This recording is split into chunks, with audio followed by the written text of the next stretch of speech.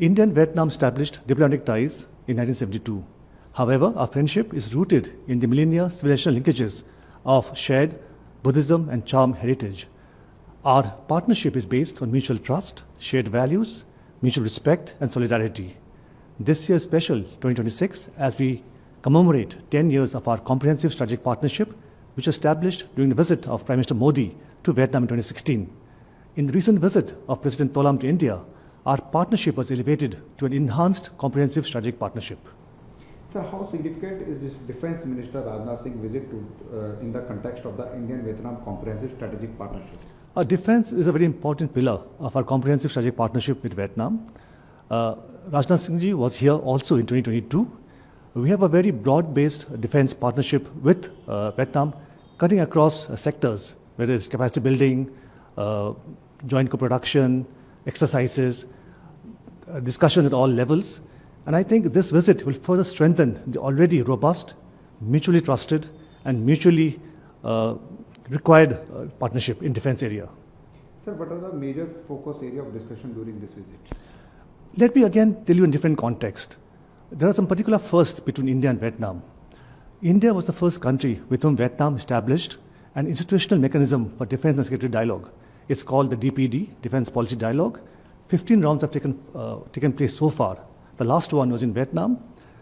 In terms of peacekeeping, India is the only country with whom Vietnam does a UN peacekeeping exercise. It's called WinBacks.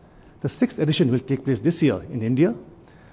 Another factor which you must know is that Vietnam is the only country where we have manufactured items under LOCs, which is the first for us.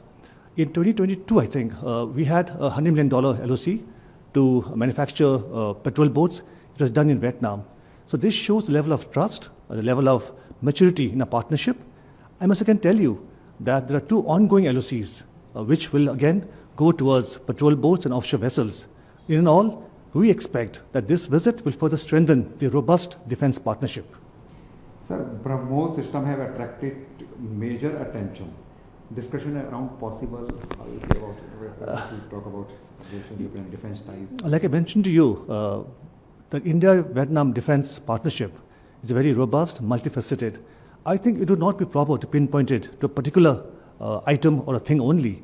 We would be guided by the requirements of our Vietnamese friends. Sir, how do you see the India-Vietnam defence cooperation evolving in the Indo-Pacific region? Well, I think, like I said, India-Vietnam defence cooperation, or rather the strengthening of this partnership, will lead to further stability, prosperity, and peace in the region.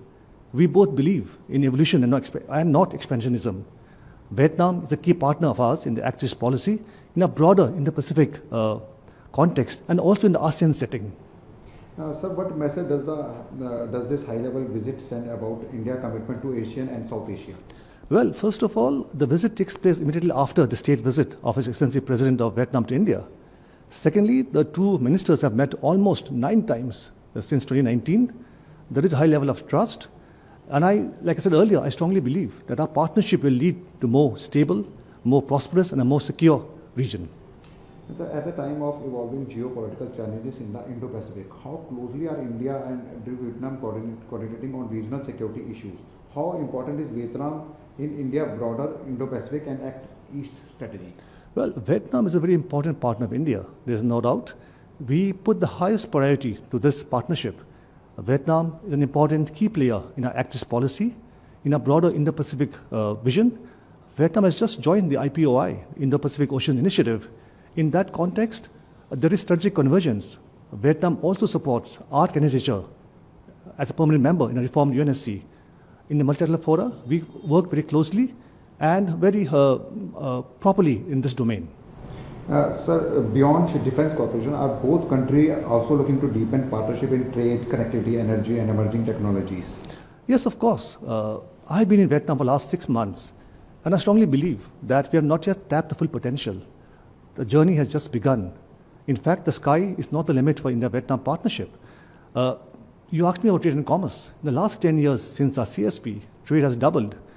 During the recent visit of the President Tholam to India, our leadership has mentioned that trade should grow to US $25 billion by 2030. while we strengthen the traditional pillars of partnership like defense, security, people to people, the new areas must also be given due importance. Our leadership has mentioned that this partnership is a progressive, futuristic, and forward-looking partnership. And in that, S&T, science, innovation, AI, these will be a very crucial role. We both have a young demography, entrepreneurial societies, aspirational societies. And I'd like to end my this with saying that, and quote Prime Minister Modi. He said, "We will walk together, we will